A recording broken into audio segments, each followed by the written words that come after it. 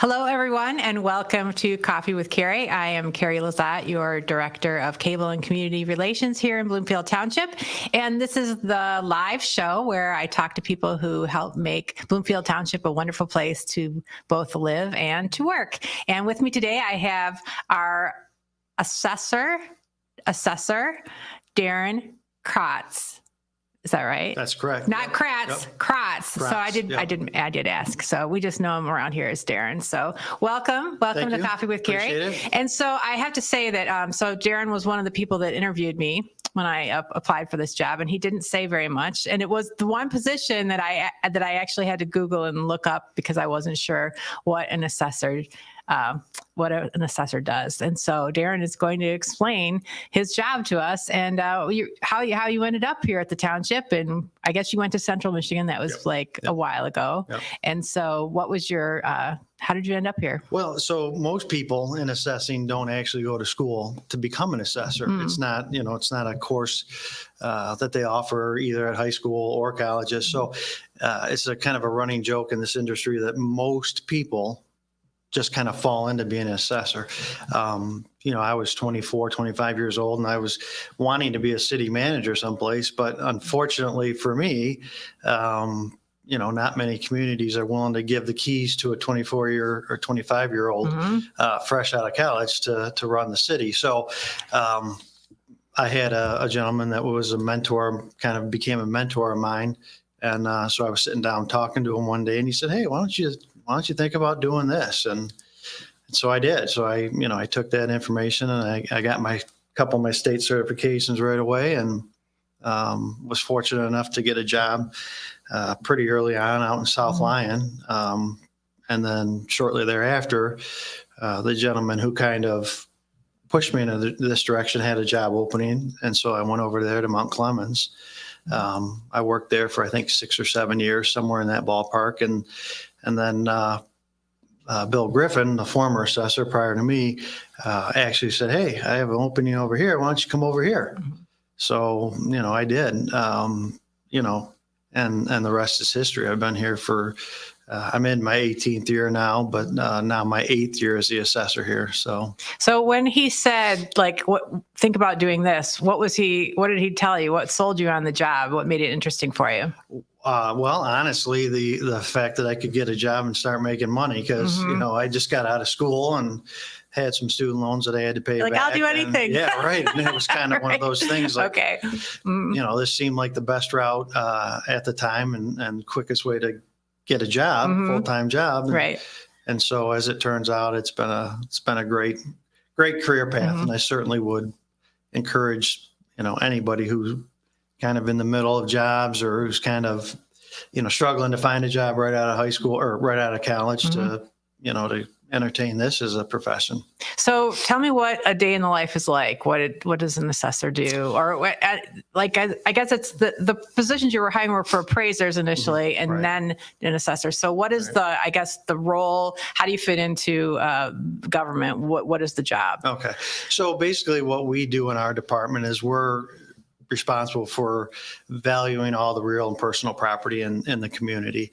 We create the true cash values of the properties. 50% of the true cash value is your assessed value. And so that's really our biggest task. We don't create taxable value. We don't create any of that type of stuff. We create the assessments. We create the true cash values. And the taxable values, for the most part, are just really a mathematical formula based on when Proposal A came into effect in 1994. So with the exception of new construction properties. So when I look at, Zillow, how does Zillow relate to what you do? Because what I'm looking at, my house it seemed like recently on Zillow, it's just gone up a lot in value, and so much that we really don't believe it. So how does that number relate to what is the actual cash value? Yeah, so Zillow is pretty good. They're pretty accurate for the most part. When we have the board of review in March, we'll have a lot of people bring comparables from Zillow in. And for the most part, it's pretty accurate. occasionally they're pretty far off on a few of them, whether it's high or low compared to where we're at.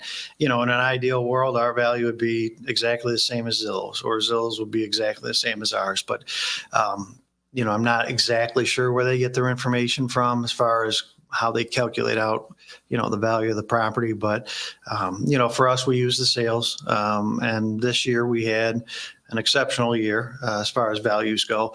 We had a ton of really, really good sales throughout the township, which was nice to see. And what is that? I'm going to say, what is a really, really good sale? What does that mean? Well, I guess a really, really good sale would be something from, any neighborhood in the township, and it sold for, pretty good amount of money. Okay. So compared to where our assessments were at. So, So it sells for beyond what your assessment correct, is. yeah, Okay. yeah. All right. Yeah. Go ahead. I think I interrupted you. So no, and I mean that's really just, I mean, the Zillow thing when it first came out was kind of a mess. I mean, the information was inaccurate, it was wrong, it was a nightmare for us to have to deal with that at the Board of Review. But over the course of time, they've gotten their act in order, and they've gotten their information pretty accurate. And I say for the most part, the assessments that we have and what Zillow feels some of these properties worth is they're pretty close usually. So. Okay. I do want to say to our viewers, because we have 4 people watching right now. So if you're watching and you want to say hello to us, or if you have a question for Darrin, you can ask it live. And if you're watching this recorded later, then you can always get in touch with him or the assessing office by calling 248-433-7710 or emailing them. And do you like talking to the community? Absolutely. Yeah. What do they ask you when they come in? For the most part, they, if they come in this time of year, they just want to kind of get an idea or an understanding of what they are being assessed for, how they're being assessed, or they'll have a question about, we're thinking about doing an addition, we're thinking about doing maybe a garage addition, we're thinking about redoing our bathrooms, our bed, or our kitchen, that kind of thing, and they want to kind of know what the impact of that project would be, and we always tell folks, especially when we're dealing with bathrooms, roofs even, this time of year is always big for roofs. They always are concerned that their values are going to go up because they do a roof or they replace their windows and things like that. And those are all maintenance items. So, we don't reduce values because you need a new roof or because you need new windows. So when you do that type of project, we don't increase the values either. Those are just strictly replacement. Okay. Yep. Mm-hmm. Yep. Furnaces, ACs, those types of things, those fall in that category. Siding, if they're going to repaint their house. What kind of thing is really going to increase the value when you do your assessing? Like you want to increase your value. What's going to do that for you? As far as the homeowner goes, there's no question. I think if you're looking to increase the value of your property, it's the bathrooms, kitchens, those types of things. I mean, everybody, you always hear that, and that's what real estate people tell you too, right? Yeah. Okay. And it's the truth. It really, really is the truth. I mean, because you can see 2 identical homes next to each other. One's been updated, one's not, and the updated one, without a doubt sells for more. And so then do your folks actually go into the homes and assess it in that way? Or tell me, how does the property get assessed? Well, you show up at a house. Yeah. If you're dealing with a new construction property, we'll be out there several times throughout the course of the project. Most of the homes take over a year to build. So with that, we'll probably be out there, 3-4 times a year. Until the project's completed. We would get in the property, all the way through from start to finish, so that we can make sure everything's accurate and as up to date as possible. There are some times where things change throughout the construction process, because cost overruns or those types of things where they can't do everything that they have on the permits or the plans. So they change it a little bit, maybe downscale it a little because of the, cost overruns and things. So, to have us out there and through the property from start to finish is in our world, that's ideal. So it looks like we have a comment. Crystal Sanford Brown. Hello, Carrie and Darrin. Thank you for highlighting the specifics of property assessments. Well, thanks for making a comment and thanks for saying hello to us. So nice to see you. So what is a person who becomes an assessor like? What is the basic knowledge that they have to have? And then what kind of training are they provided in order to be able to do their job? Right. So most candidates have at least a bachelor's degree from an accredited university. But we require our candidates to have certain different levels certified through the state of Michigan. So there's the MCAT, which is a Michigan certified appraiser, and that's basically your entry level position. Then we have the MCAO, which is a Michigan certified. That's basically like the level one. Michigan advanced assessor, which is like your more advanced, like an appraiser 2 type person, and then your Michigan master. So all those courses are offered through the state of Michigan. Or the International Assessors Association. We can take some courses through them. But the certifications that we recognize here in Michigan is the ones that are offered through the state of Michigan. So, what is it about Bloomfield Township? Why have you stayed as long as you have? Honestly, because there's no place in the state of Michigan where you'll get to experience the type of properties we have here. There's no question. The diversity. Hands down, it is. You'll never, ever experience another community like Bloomfield Township. Never. And even in our interview process that we had recently with some candidates, that was one of the things that we brought up was that, you could have been an assessor for 15 or 20 years someplace else, come here, and the things that you'll experience, especially on the residential side, you'll never get it anyplace else, and ever. What is it that's so special? Just the uniqueness of the properties. Uniqueness? Okay. Yep. The things people think about to put in their properties, the different, the wine cellars, the cigar bars, just all types of different, really, really unique things. Movie, you'll never get that anyplace else. Well, I guess maybe West Coast, or I don't know. I was just reading about Ivanka Trump, her place that's still on the market that they haven't been able to sell. I don't know if you've seen it, but it's in New York Times. It was about because it was so specific how she designed it, and whoever's going to get that property is probably going to tear everything out and start over because for that one, it's the location. But our locations are really unique. All the waterfront property, it's so incredible. And what about the 4-day work week? Well, that's certainly another benefit for sure. I mean, longer days, but that's always a benefit. I don't know if I could ever go back. I guess the next step would be to go to 4 days, 32 hours a week, because I think that's what some some people are trying that. So I don't know, maybe, down the road. Maybe. Who knows? Yeah. So what else? What do you do with your 3-day weekends?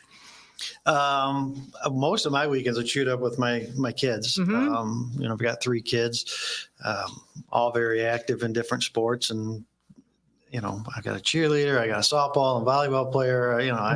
So I'm going all the time, and whenever I do get free time, I like to golf. So that occasionally chews up some of my time on the weekends too. Right. So. Well, that's sport you can always do when you get older, when you're down the road. Hopefully, as long as my kids don't wear me out first. Yeah. I do want to also mention that there are FAQs about assessing on the website, and there's so much content on the website. Where you can find these FAQs is under Bloomfield Services Assessing FAQs. So one of those FAQs, let's see, which one's a really good one here? I've lived in my property for the past 5 years. Why did my current taxable value increase more than the inflation rate?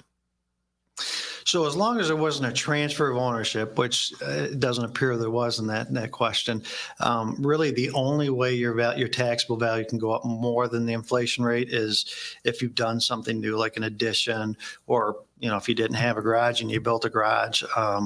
Those are really the only ways that your taxable value can increase more than the CPI. How often do you make your way all the way around the township? Because we've got 44,000 residents. So obviously there's more people living in one house than one person, but how many properties, and then how often can you get around to all of them? Well, unfortunately we don't get around to all of them as often as we'd like. We hit about 20% a year. If we have a good year, we get about 20% inspections done. other than that, we don't hit every property like we should every year or every 5 years. But it's a requirement that we do our 20%. So state requirements. So we get those done every year.